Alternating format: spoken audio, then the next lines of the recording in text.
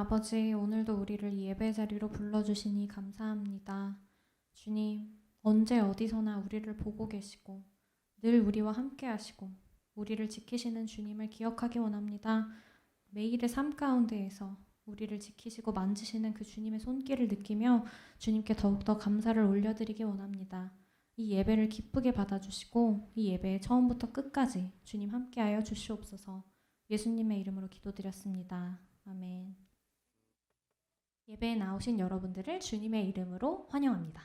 네, 항상 여러분들을 지켜보시고 함께 하시는 그 주님을 향해서 오늘도 여러분들의 가장 기쁜 마음을 찬양으로 올려드리기 원합니다.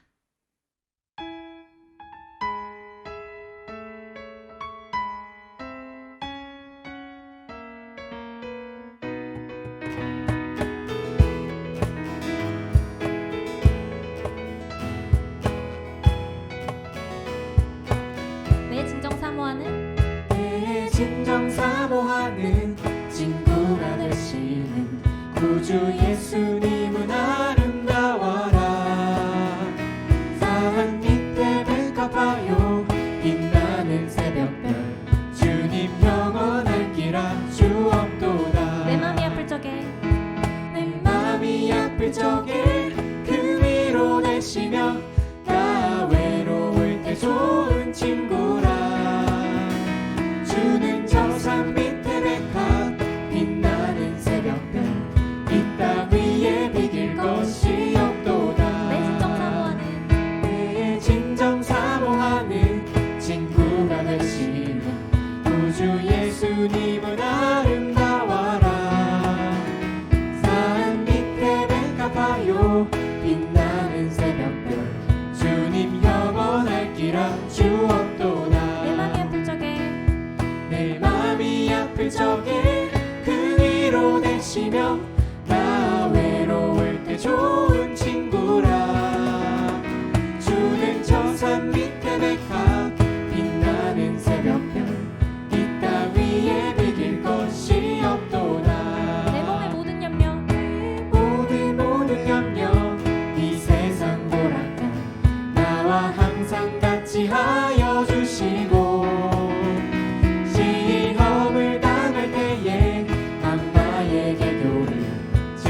물리치사 날 지키시네. 온 세상 날 버려도 주 예수 안 버려 끝까지 나를 돌아보시니. 주는 저 산 밑에 백합 빛나는 새벽별 이 땅 위에 비길 것이 없도다. 내 영혼 먹이시는 그네 누리고 친히 주를 뵙기 원하네. 주는 저 산 밑에 백합 빛나는 새벽별 이 땅 위에 비길 것이 없도다. 내 영혼 먹이시는 그네 누리고 나 친히 주를 뵙기 원하네. 주는 저 산 밑에 백합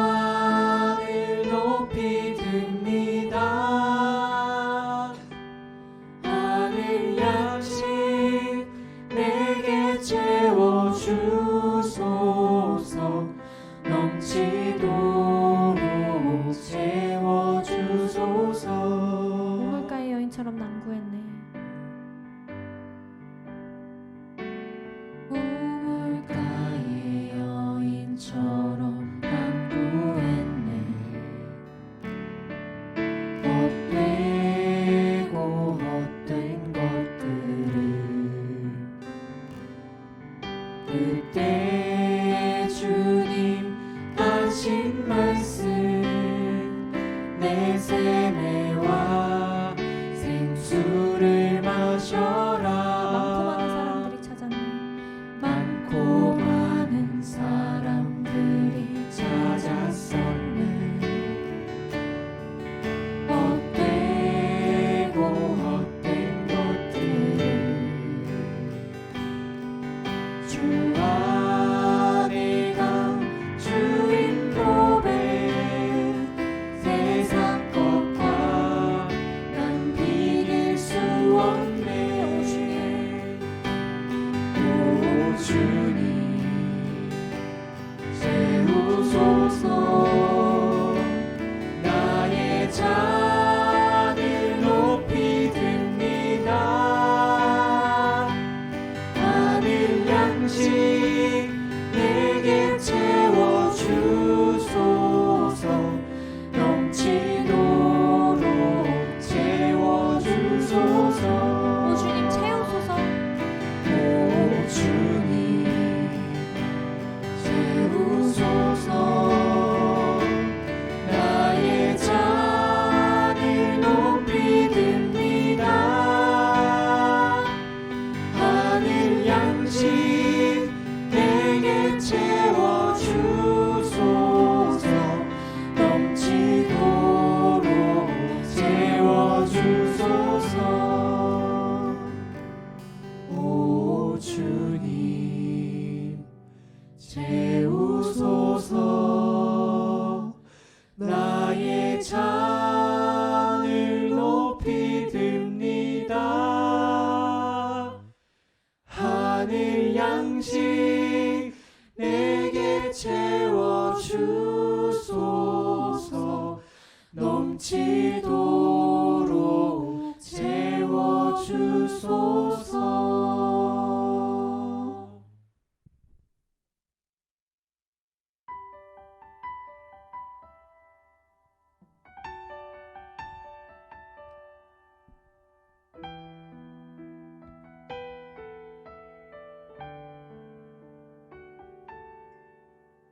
주의 인자하신 그 사랑이 내 생명보다 나으며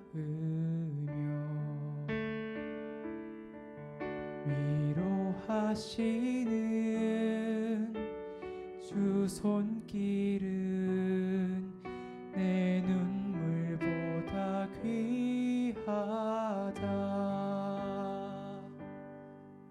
변함이 없는 주임제가 내 근심보다 가깝고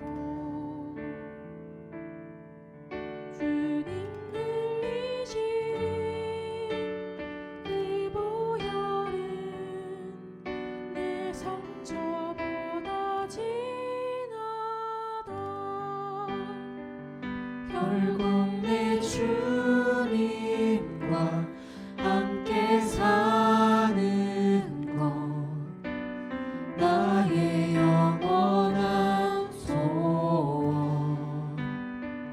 주의 아름다움 안에 사는 것 나의 영원한 기쁨.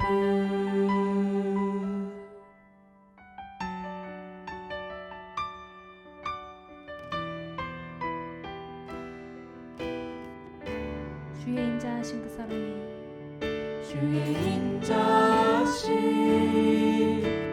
그 사랑이 내 생명보다 나으며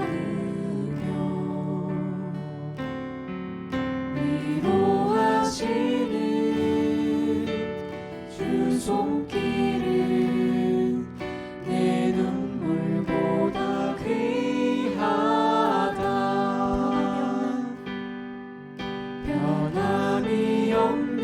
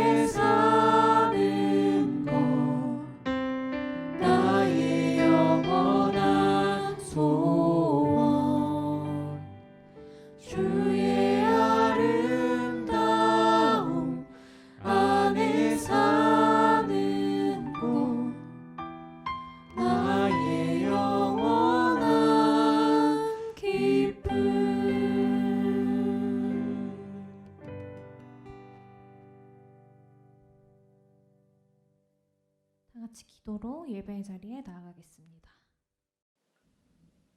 하나님 아버지, 오늘도 모든 성도가 신령과 진정으로 예배의 자리에 나아갑니다.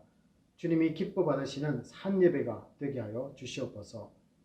2021년에 반을 보내고 새롭게 반년을 시작했습니다. 1년이 넘게 팬데믹이 전 세계를 강타하고 있습니다. 힘들고 어려운 가운데도 우리를 지켜주시고 믿음 생활할 수 있게 인도하신 주님께 감사를 드립니다. 오랫동안 비대면으로 인해 우리의 마음이 나태해지고 예배가 형식화되었다면 용서하여 주시옵소서. 복음을 전하는 데 열정이 식었다면 용서하시고 담대함을 주셔서 믿지 않는 사람들에게 복음을 전하고 예배의 자리로 초청하는 우리 믿음 생활이 되기를 소원합니다. 올해 교회가 말씀이 흥황하는 교회라는 표어를 정했습니다. 말씀 읽기와 암송하는 팀들이 생겨나게 하심을 감사드립니다. 말씀대로 살아가는 성도의 모습들로 인해 더욱 향기가 주위에서 나기를 원합니다. 자녀들과 청년부와 기혼자들이 주일날 함께 예배드릴 장소를 찾고 있습니다. 예배해 두시고 가장 좋은 장소를 허락하실 줄 믿습니다. 수고하는 준비위원들과 함께하여 주시고 이 과정에서 온 교회가 한마음이 되게 하여 주시옵소서. 새학기에 많은 새로운 분들이 이탁가로 올 텐데 잘 맞이하고 새로운 공간에서 온전한 예배가 드려질 수 있도록 역사하실 줄 믿습니다. 주님, 이 시간 연약한 지체들을 위해 기도합니다. 마음에 힘들어하는 분들이 있습니까? 주님만이 허락하는 놀라운 평강을 맛보게 역사하여 주시옵소서. 기적과 같은 주님의 은혜를 기다리는 우리 자녀들과 성도님들이 있습니다. 그들을 기억하시고 회복되고 치유되는 역사가 있어 하나님의 영광을 보게 하여 주시옵소서. 오늘 드려지는 주일학교와 중고등부의 자녀들과 수고하고 애쓰는 교사 선생님들과 집사님들, 전도사님에게 강건함과 은혜를 더하여 주시옵소서. 우리 자녀들 미래의 소망입니다. 주님께 영광 돌려드리는 사람으로 성장할 수 있도록 주가 친히 동행하여 주시옵소서. 주일 예배를 위해 주보 작성과 찬양팀과 편집과 헌금 개수에 이르기까지 수고하는 모든 손길들을 기억하여 주시고 비어있는 섬김의 자리가 채워지도록 마음의 감동도 허락하여 주시옵소서. 오늘 이 시간 모든 성도들의 가정에 은혜와 평강을 허락하시고 성령으로 충만케 하셔서 말씀이 심령 속에 자리 잡게 하시고 삶을 변화시켜 주실 줄 믿습니다. 모든 것을 맡기며 감사드리며 우리 주 예수 그리스도의 이름으로 기도합나이다. 아멘.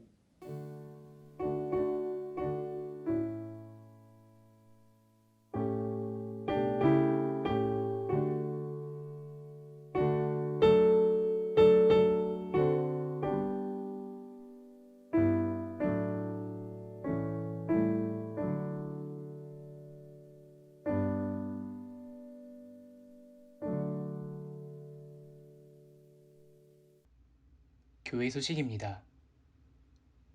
주일 예배에 참석하신 모든 분들을 주님의 이름으로 환영합니다. 2021년 상반기 동안 아래 기도 제목들로 각자 계신 곳에서 한 마음으로 기도해 주시기 바랍니다.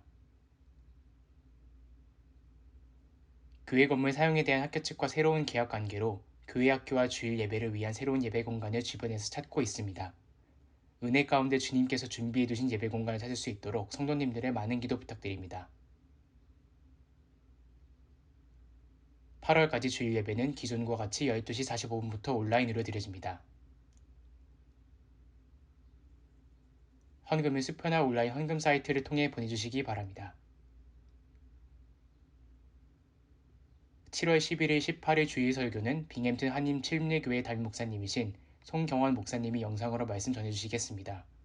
하홍표 담임목사님은 7월 5일부터 17일까지 새학기 준비와 영적 회복을 위해 휴가 일정을 보내실 예정입니다. 성도님들의 많은 기도 부탁드립니다. 유지연 장로님의 취임식이 9월 4일 토요일에 진행될 예정입니다. 가을 새학기를 맞아 이타카에 새롭게 오신 학생 또는 가족이 있으면 담임목사님께 알려주시기 바랍니다. 청년부 중보 기도회 모임이 여름방학 동안 금요일로 옮겨 첫째, 셋째 주는 저녁 9시에 줌으로 둘째, 넷째 주는 오프라인으로 저녁 8시에 진행되고 있습니다.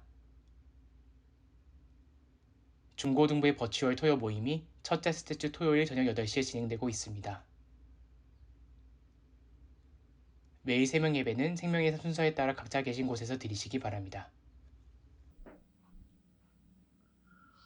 할렐루야, 우리 성도님들 새로운 한 주간이 시작되었습니다. 이번 주에도 주님과 동행하시면서 승리할 줄 믿습니다. 오늘 주시는 말씀은 요한 1서 2장 18절에서 22절 말씀입니다. 1 John chapter 2 verse 18 to 22. Children, it is the last hour, and as you have heard that Antichrist is coming, so now many Antichrists have come. Therefore we know that it is the last hour. They went out from us, but they were not of us. For if they had been of us, they would have continued with us. But they went out that it might become plain that they all are none of us. But you have been appointed by the Holy One, and you all have knowledge. I write to you not because you do not know the truth, but because you know it, and because no lie is of the truth. Who is a liar but he who denies that Jesus is the Christ? This is the Antichrist, he who denies the Father and the Son.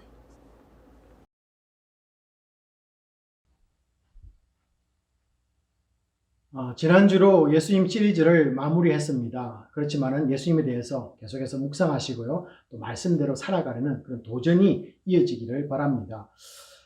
이런 방학이면은 우리가 종말에 관해서 말씀을 나눠왔습니다. 성도와 교회는 주님 오심을 마음에 두고 늘 깨어 있어야만 하기 때문에 그렇습니다. 특히 코로나19 바이러스로 인해서 이 마지막 때가 왔다라는 그런 소리를 듣고 있는데요.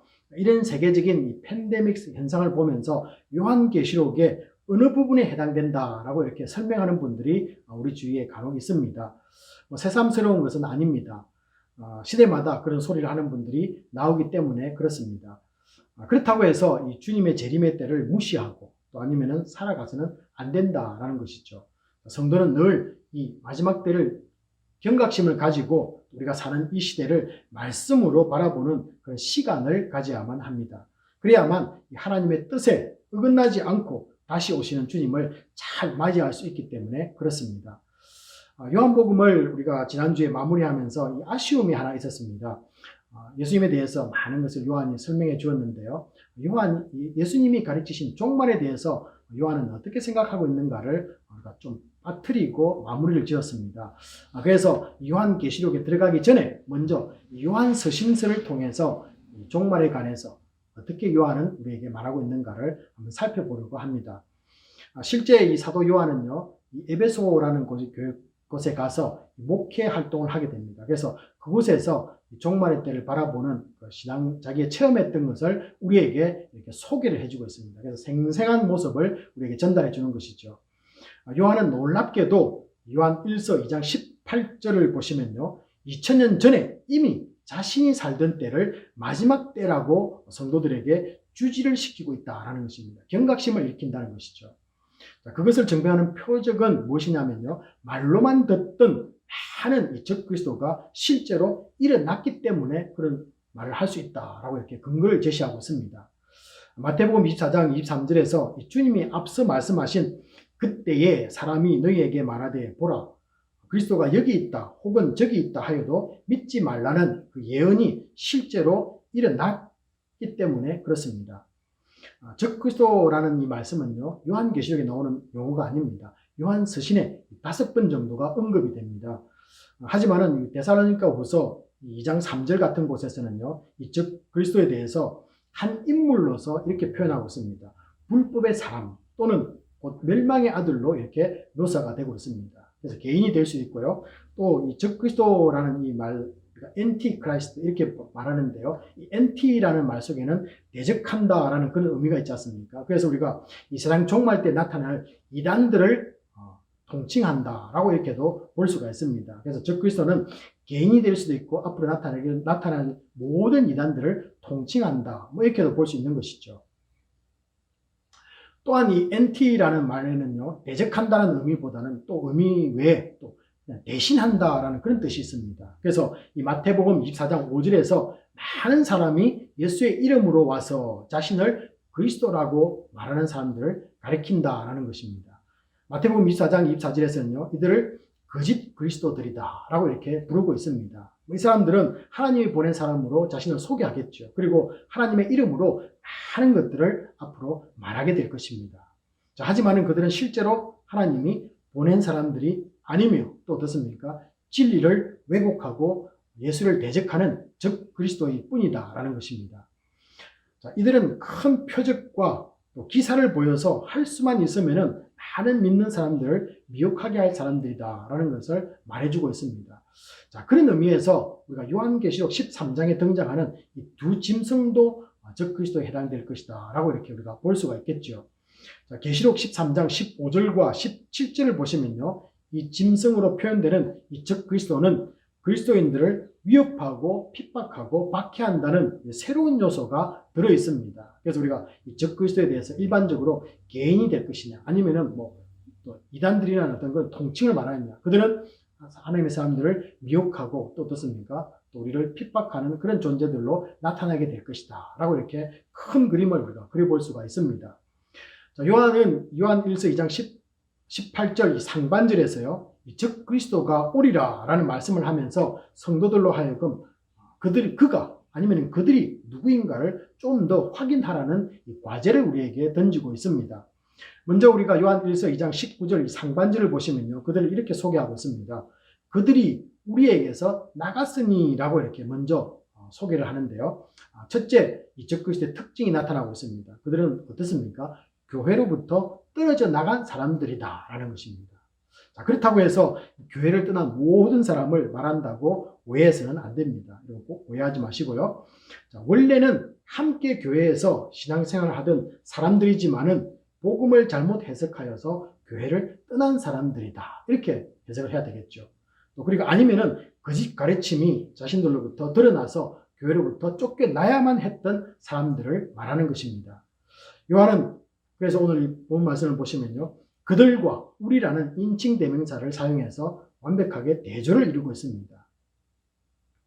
요한 1서 2장 19절 이 하반절에서는요, 그들이 나간 것은 우리에게 속하지 않았기 때문이다 라고 이렇게 또한 우리들에게 말씀을 하고 있습니다. 우리에게 속하지 않았기 때문에 그들이 떠났다라는 것이죠. 또 나가야만 했다라는 것입니다.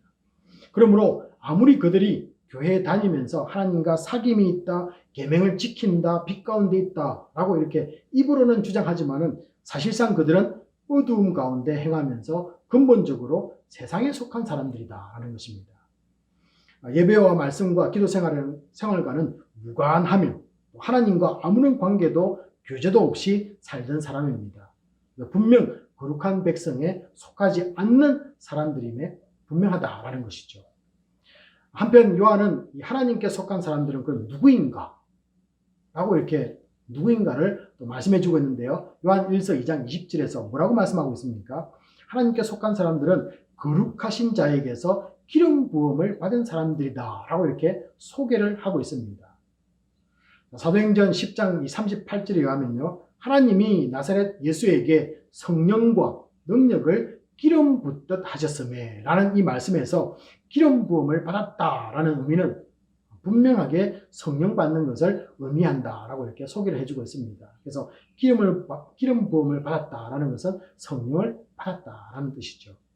자, 그 결과 요한 1서 2장 27절에서는요, 모든 성도는 그러므로 성령을 소유하게 됩니다 라고 이렇게 또한 우리에게 말씀하고 있습니다. 자, 그리고 또 이어서 뭐라고 말합니까? 아무도 그들을 가르칠 필요가 없고 오직 기름 부음으로 말미암아 모든 것을 그들에게 가르친다라고 이렇게 말씀하고 있습니다. 자, 이것은 성령 받은 사람은 누구에게도 가르침을 받을 필요가 없다는 그런 의미는 아닙니다. 여러분, 교회에 와서 뭔가 배우지 않고 가르침을 받지 못하면 예수가 누군지 어떻게 알 수 있겠습니까? 그런 의미가 아니고요. 여기서 강조하는 것은 오히려 당시의 거짓 교사들의 가르침을 받는 것을 경계하기 위함이다라는 것입니다. 자신들만이 가지고 있다는 이 가르침을 받을 필요가 없다는 것을 이렇게 표현하고 있는 것입니다. 당시의 이 영지주의자들처럼 이들은 어떤 주장을 했냐면요, 그들만이 전하는 탁월한 지식이 있다라고 이렇게 주장을 했습니다. 우리만 가지고 있는 독특한 진리가 있다. 그들만이 갖는 이 특별한 지식을 당신들이 배우지 못하면은 그들에게만 주어지는 이 특별한 기름 부음을 받지 못하고 진정한 그리스도인이 될 수 없다라고 이렇게 전했다고 합니다. 자, 오늘날의 이단들도 마찬가지 아닙니까? 그들만이 갖는 이 지식을 특화하려는 경향이 공통점으로 발견된다라는 것이죠. 자, 이런 경향 때문에 당시의 대표적인 이단들을 보면요, 이 성경이 가르치고 있던 예수 그리스도와는 점차적으로 멀어져 가고 있는 모습을 초대교회 역사를 통해서 우리가 알 수 있습니다. 여러분에게 많은 것을 한번 소개하려고 적었는데 다 지워버리고요. 예를 한 가지 정도만 여러분에게 소개를 하려고 합니다. 그에 앞서서, 자, 그렇다면은 이 적그리스도의 두 번째 특징은 무엇입니까? 요한 1서 2장 22절 말씀처럼 거짓말하는 자들이며 예수가 그리스도임을 부인하는 사람들이다라는 것입니다. 자, 예를 하나 들어보겠는데요. 당시 초대교회에 있었던 많은 이 영지주의자들이 있는데 그 속에 하나만 여러분에게 소개를 하겠습니다. 이들은 유대교회에서 갈라져 나온 에비온주의자들이다, 이렇게 불려지고 있습니다. 자, 이 사람들은 신은 결코 육신을 가질 수 없다, 육체를 가질 수 없다는 그런 사상을 받아들입니다. 인간 예수가 성령에 충만했던 선지자 중에 한 사람이긴 하지만은 신성을 가진다는 것은 아니다, 신성을 가진 것은 아니다라고 이렇게 주장하는 사람들이 바로 이 에비온주의자들입니다. 자, 즉 예수 그리스도가 어떻습니까? 그냥 나사렛 목수의 아들로서 한 인간에 불과한 것이다. 그냥 단지 우리보다 좀 성령에 충만했던 사람이지 그가 뭐 하나님의 아들로 와서 우리에게 나타나는 것은 아니라는 것이죠. 완벽하게 이런 것들을 부인한다는 것입니다. 그래서 우리가 자세히 살펴보면요, 유대주의와 비슷한 생각을 가지고 있고요. 그래서 유대인들은 어떻습니까? 예수님은 아직도 그냥 선지자 중에 한 사람입니다. 또 아니면은 무슬림처럼 어떻습니까? 그냥 뛰어난 교사다, 선생님 정도 된다, 뭐 이렇게 보는 그 부류의 이런 부류가 계속 맥을 이어가고 있다라는 것입니다. 참 놀라운 걸 발견하지 않습니까? 그러나 우리가요, 이 주님의 신격과 인격의 이 양성이 부정되어서는 안 될 이유가 있습니다. 우리는 예수님의 신성과 인성을 두 가지를 다 인정하는 그런 교리를 가지고 있다라는 것이죠. 믿음을 가지고 있다는 것입니다. 또 그런 믿음을 가져야만 하는 이유가 있습니다. 자, 먼저 우리를 구원할 구원자는 오직 하나님의 아들이어야만 하는 이유가 있습니다. 하나님의 아들로 오셔야 되는 이유가 있는 거죠. 신성을 인정해야만 있는 이유가 있는 것입니다. 자, 인간은 모든 죄를 지었기에 죄 없는 희생제물을 인간 가운데서는 찾을 수가 없습니다. 모두가 죄를 지었기 때문에 희생제물, 흠없는 양을 찾을 수가 없다는 거죠. 모두가 죄인이기 때문에. 자, 그러나 하나님이신 하나님의 아들만이 죄가 없기 때문에 흠없는 희생양이 될 수 있는 것입니다. 그래서 그분이 하나님이 이 땅에 오신 것이죠. 다음은 우리의 구원자가 반드시 인간이어야만 하는 이유도 여기에 있습니다. 그냥 신으로 와서는 안 된다는 거죠. 자, 우리 인간의 죄는 동물이 아닌 오직 인간이라는 이 희생제물만이 완벽하게 죄를 대신할 수가 있다는 것입니다. 그래서 이 하나님의 아들이 반드시 인간이 되어서 이 땅에 와야만 했던 것입니다. 자, 그렇지 않으면 하나님이 정해두신 이 구원의 방법을 만족시킬 수가 없기 때문에 그렇습니다. 자, 그래서 이 신성과 인성을 가진 오직 예수만이 우리의 구원자가 되는 것입니다. 그래서 우리의 고백 속에는요, 완전한 하나님이시며 완전한 인간으로 오신 예수 그리스도를 우리가 구주로 모시고 있습니다. 나의 주인으로 모십니다. 라는 그 고백을 우리가 올려드리는 것이죠. 자, 적 그리스도는 어떤 방법으로든 우리들로 하여금 예수 그리스도가 우리의 구주가 되심을 믿지 못하게 공작을 하게 됩니다. 이것은 성부, 성자, 성령 하나님 되신 삼위일체를 부정하는 것입니다. 삼위일체를 부정하는 것은 기독교의 기본 진리를 뿌리채 흔드는 비성경적인 생각입니다. 이단들의 궁극적인 목표는요, 뭐가 있는데요. 이건 뭐냐면은 우리가 영원한 생명으로 나아가지 못하게 하는 것입니다. 자, 그러므로 이 적그리스도의 세 번째 특징은요, 요한 1서 2장 26절 말씀처럼 사람들이 영원한 생명을 얻지 못하도록 미혹하는 자들이다. 어떻게 하든지 공작을 부렸든지 거짓말하든지 위협하든지 간에 핍박하든지 간에 어떻게 해요? 우리를 생명의 길로 들어가지 못하게 막는 자들, 미혹하는 자들이다. 이렇게 말해주고 있습니다. 자, 그렇다면 어떻게 하면은 이런 적그리스도들로부터 우리를 지켜나갈 수 있을까라는 것입니다. 뭐 이런 질문이 자연스럽게 나오지 않겠습니까? 요한 1서 2장 18절에서 23절까지 이 적그리스도에 대해서 자세하게 설명을 해주었습니다. 자, 그리고 이어서 24절부터 29절은 성도가 이 적그리스도에 대해 미혹되지 않으려면 어떻게 해야 하는가를 말씀을 이어가고 있습니다. 자, 한 두 가지 단계를 소개하겠는데요. 첫 번째 단계는 요한일서 2장 24절에서 뭐라고 말씀합니까? 너희는 처음부터 들은 것을 너희 안에 거하게 하라. 처음 들은 그 복음을 계속해서 붙잡고 있으라 그 말이죠. 처음 믿기 시작할 때부터 말씀이 전하는 그 복음만을 굳게 우리가 붙잡고서 그 복음에서 떠나지 않는 사람이 되어야 된다라는 것입니다. 자, 오직 말씀만을 진리로 인정하고 그 말씀을 늘 사모해야만 된다는 그런 뜻도 있겠죠. 자, 그래서 우리가 설교를 꾸준히 듣는 것과 또 말씀을 읽고 배우고 묵상하고 여러분 암송하는 단계까지 우리의 신앙생활이 지속되어야만 되는 것입니다. 참 감사하게도 우리 교회에 이 암송팀이 있습니다. 여러분 한번 암송을 원하시면요 저에게 카톡 보내주시면 꼭 그게 조인해서 지금이라도 성경 말씀을 한번 암송해 보십시오. 여러분의 삶에 놀라운 변화가 여러분 있을 줄로 믿습니다. 그게 제가 지금 경험하고 있는 은혜입니다. 자, 두 번째 단계는요 어떤 것을 이렇게 소개하고 있냐면요 요한 1서 2장 27절 하반절과 28절 상반절에서 요한이 이렇게 말합니다. 너희를 가르치신 그대로 주 안에 거하라 라고 이렇게 말합니다.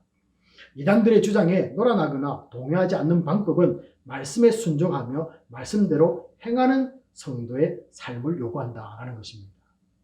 주 안에 거한다는 것은 그냥 말씀을 배운 대로 가르친 대로 그대로 행하는 그것을 주 안에 거한다 이렇게 말씀하고 있습니다. 자, 그런데 여러분 우리가 뭐 이 정도는 우리가 다 이해를 할 것 같습니다. 근데 실제적으로 현실적인 문제가 우리에게 따로 있습니다. 그것은 무엇이냐면요. 말씀에 대한 해석이 너무나 많다는 것입니다. 어떤 해석을 우리가 취할 것인가 라는 것이죠. 이 결정하는 것, 어떤 해석을 선택할 것인가 라는 결정의 문제인데요. 자, 이때 어떻습니까? 교회에서 권위를 가진 사람들은 목사님 뭐 이런 아니면 캐톨릭 같은 데는 뭐 교황 뭐 이렇게도 부르죠. 자, 이때 교회에서 권위를 가진 사람들이 말씀에 기초하여서 결정을 해야 된다라는 것입니다. 그냥 자기 생각, 자기 경험을 가지고 이것은 이렇게 해석하는 것입니다. 이렇게 해서는 안 된다는 것이죠. 말씀을 가지고 이건 이런 것입니다. 라고 결정해야 되는 것이죠. 그래서 말씀이 사람 앞에 있는 것입니다. 자, 그러나 그때에도 이 권위를 가진 분들이요. 자신들의 생각이 우선될 수는 없습니다. 왜냐하면요. 전해져 내려오는 전통이 우리보다 앞서가기 때문에 그렇습니다. 우리보다 먼저 선배들이 어떤 해석을 했느냐는 것이 우리에게 전해져 내려온다는 것이죠. 그래서 권위를 갖고 있는 교회 영적 리더들도 믿음의 선배들이 전해준 것을 먼저 살피고 따라야만 한다는 것입니다. 그래서 우리 선배들이 어떻게 이 말씀을 해석하고 교회 성도들에게 설교했는가를 보는 것이죠. 자, 사실 여러분 해아래 새 것이 없습니다.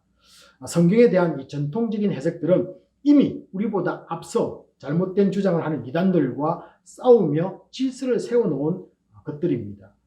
많은 시간과 인적 자원을 투자해서 투쟁하고 때로는 서로 갈라지기까지 하면서 세워진 교회의 질서이며 이것을 우리가 전통이다 이렇게 부를 수 있습니다. 자, 오직 말씀에 기초한 전통만이 교회가 받아들이고 수용할 가치가 있는 것들입니다. 그래서 사람 앞에 전통이 있고요. 이 전통 앞에 또 어떻습니까? 하나님 말씀이 앞서가는 거죠. 이런 순수가 나타난다는 겁니다. 그래서 모든 것은 말씀이 우선된다라는 것입니다. 아무리 사람이 있을지라도 그 사람들 앞에 우리 선배들이 했던 그 전통을 보면서 그러나 그 전통도 어떻습니까? 말씀 앞에 깨어질 수 있는데 깨어질 수 있고 또 그것을 뭔가 말씀에 어긋났다면 버려야 되겠죠. 그래서 말씀이 우선된다는 것입니다. 자, 간단히 말씀을 드리면은 비록 성경은 사람에 의해서 기록되었지만은 하나님의 말씀입니다. 자, 이 말씀을 왜 제가 드리냐면은 그렇다면 우리 성경이 맞다는 근거는 어디로부터 나오는 것인가? 이런 질문을 하시는 분들이 있습니다. 아니 해석은 뭐 그렇게 한다 할지라도 그러면 해석하는 우리가 보는 그 텍스트 그것이 정말로 맞다라는 근거는 무엇이냐? 이렇게 더 근본적인 질문을 던진다는 것이죠. 자, 무엇입니까? 비록 사람에 의해서 기록되었지만 하나님의 말씀이라는 것입니다.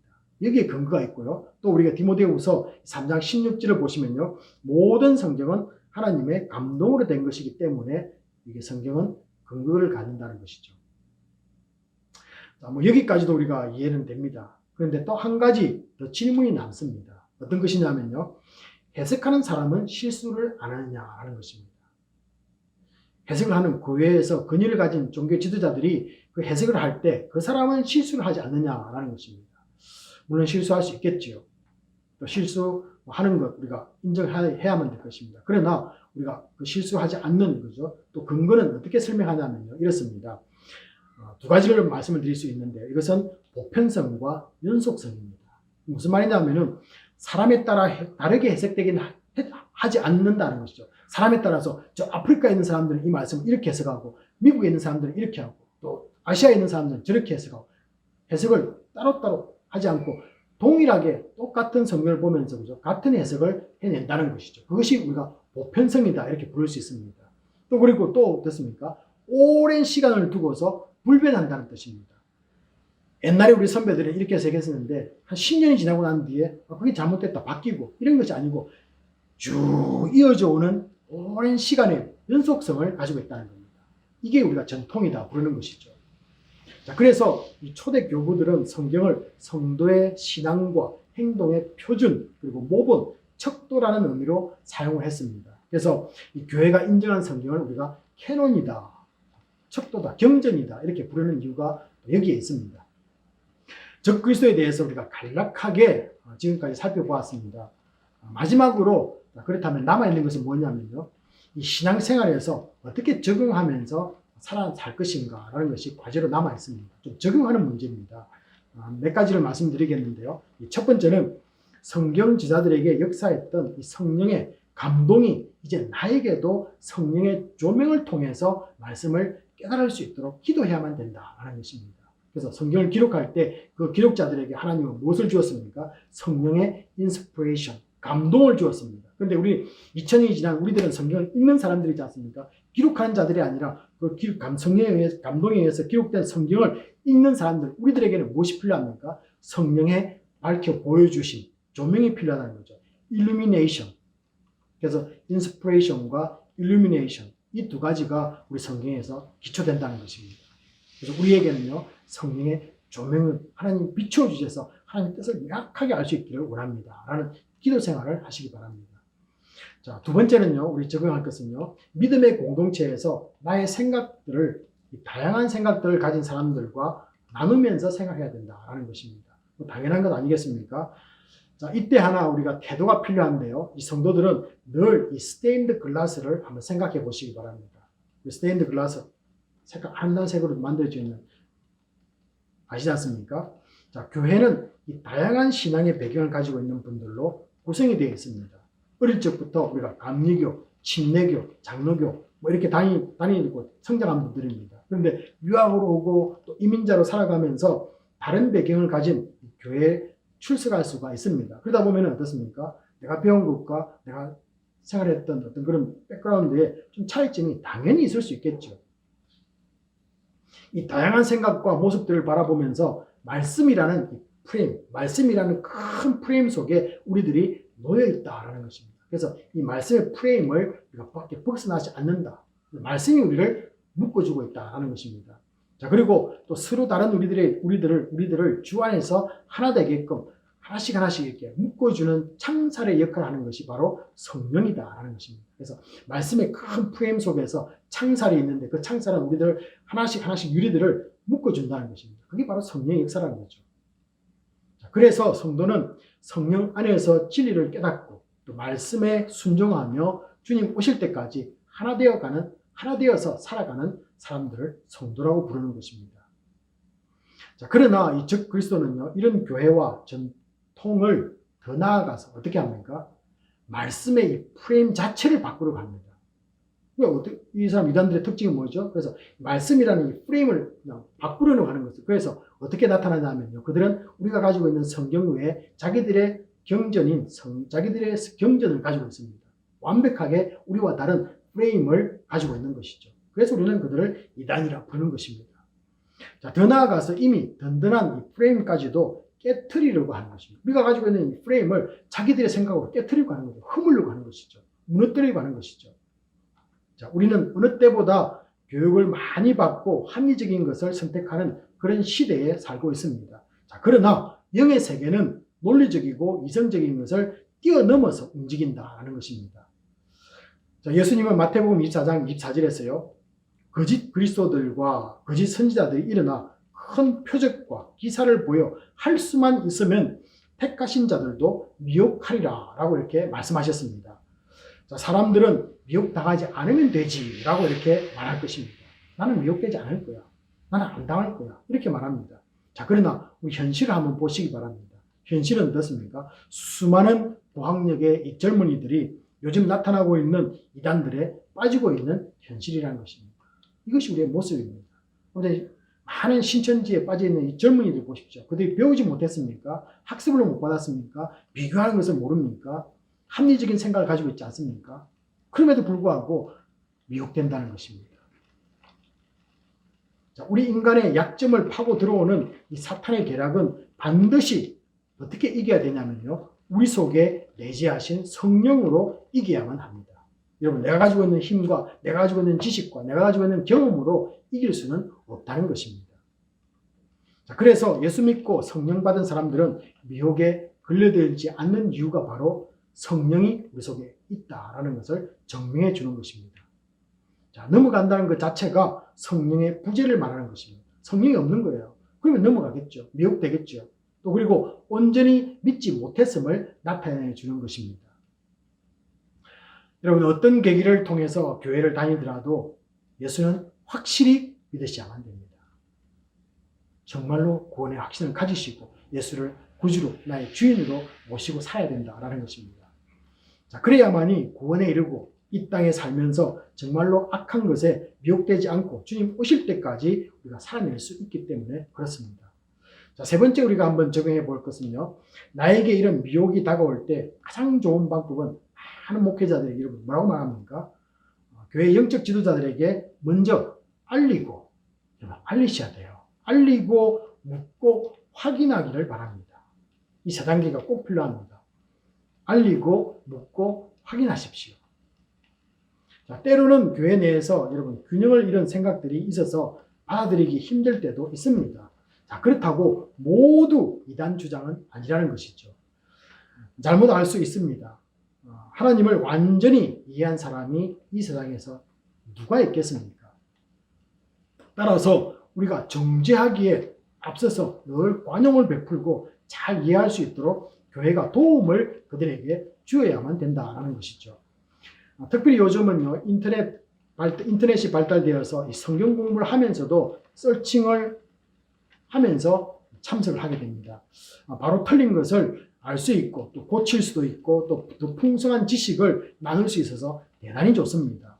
제가 반대하는 건 아닙니다. 자, 그런데 문제는 무엇이냐면요. 교회가 오랫동안 가르치고 배워온 것들이 아닌 잘못된 교리나 해석 등이 너무나 우선적으로 올라오고 많이 있다라는 것입니다.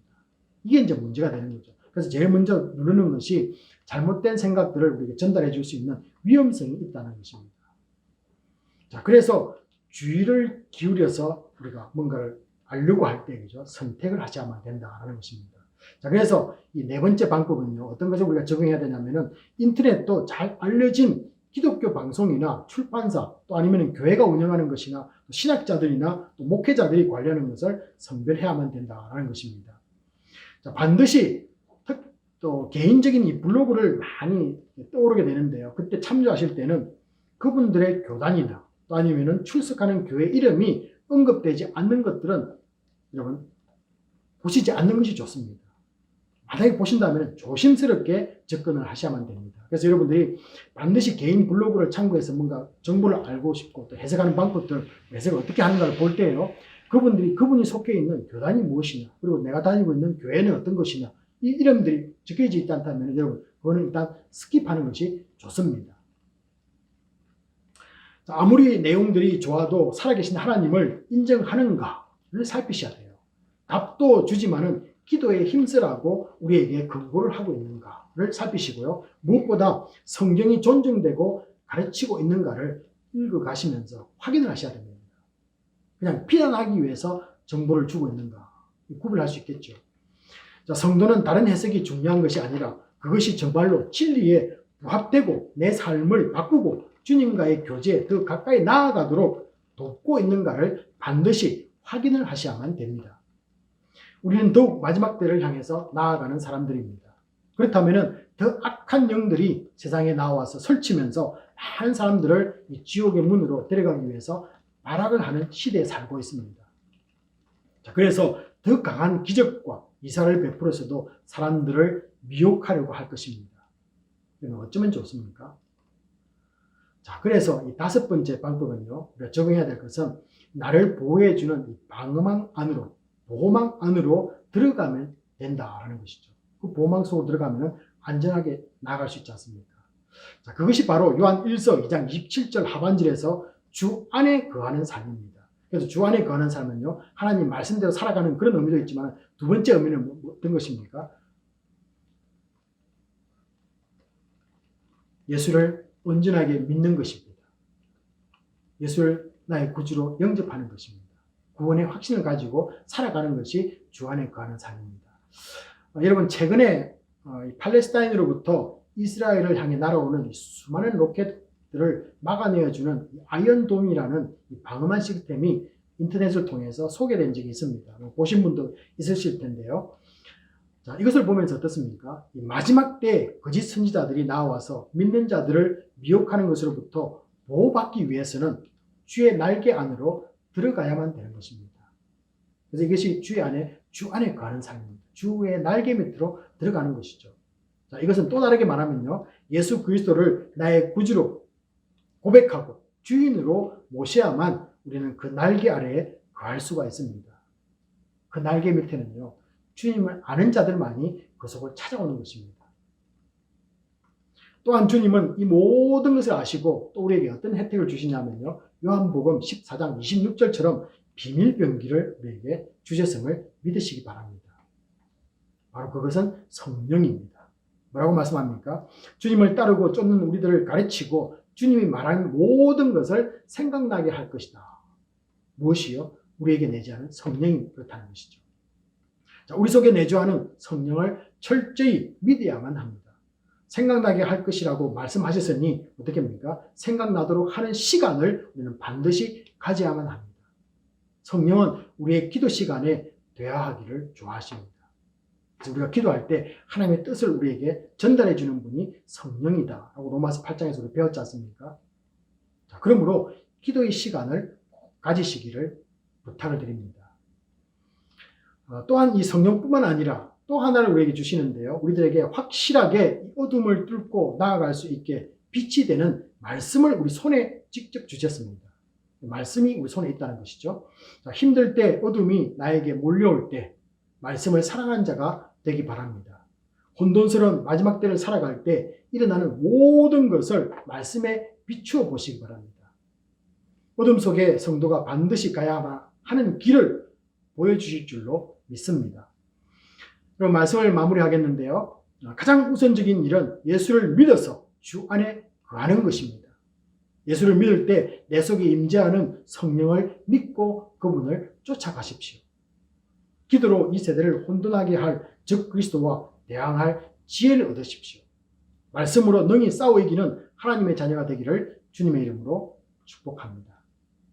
이 시간은 주신 말씀 붙잡고 우리 동성으로 기도하는 시간인데요, 이 마지막 때를 살아가는 성도로서 혼돈의 때에 주님과 동행하기 원합니다 라고 기도해 주시고요, 성령으로 충만케 하시고 또 말씀으로 무장해서 적 그리스도와 싸워 이기는 개인과 가정과 교회 되기 원합니다 라고 기도해 주시기 바랍니다. 기도하시겠습니다.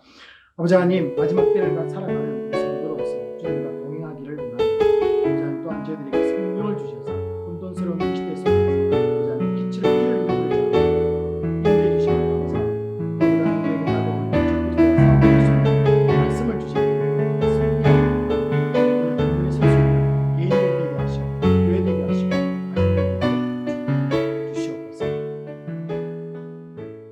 아버지 하나님, 저희들 이 마지막 때를 살아가는 성도들로서 주를 믿게 하시고 예수 그리스도를 구주로 영접하게 하심을 감사를 드립니다. 주의 날개 밑에 거하게 하여 주시옵소서. 성령으로 충만케 하셔서 이 혼돈스럽고 우리를 미혹하는 이 시대 속에서 길을 바라보며 아버지 하나님, 주님이 제시하는 아버지 하나님 그 길만 따라가는 믿음의 교회 되게 하시고 또 아버지 믿음의 가정들 되게 하시고 성도가 될 수 있도록 축복하여 주시옵소서. 모든 것을 감사드리며 우리 주 예수 그리스도 이름으로 기도합나이다. 아멘. 있는 자리에서 일어나서 온 기도와 축도로서 예배를 마치도록 하겠습니다. 믿음으로 나온 성도들을 축복하시고 은혜로 충만케 역사하여 주시옵소서. 남은 반년 동안도 주님이 가정과 개인들을 지켜주시고 복의 복을 더하여 주실 줄 믿습니다. 오늘도 하나님 앞에 빈손으로 오지 않고 우리의 마음과 정성을 담아 하나님 나라와 주님의 몸된 교회 위에 물질을 드립니다. 손길들을 기억하시고 귀하게 사용될 수 있도록 축복하여 주시옵소서. 지금은 우리 주 예수 그리스도의 은혜와 지극하신 하나님 아버지의 사랑하심과 성령님의 감동 감화 위로하심이 마지막 때를 살아가면서 적 그리스도의 방해와 위협과 미혹 속에서도 성령에 의지하고 말씀에 순종하여 이겨내기를 원하는 모든 심령들 위해 지금부터 영원까지 함께 있을지어다. 아멘.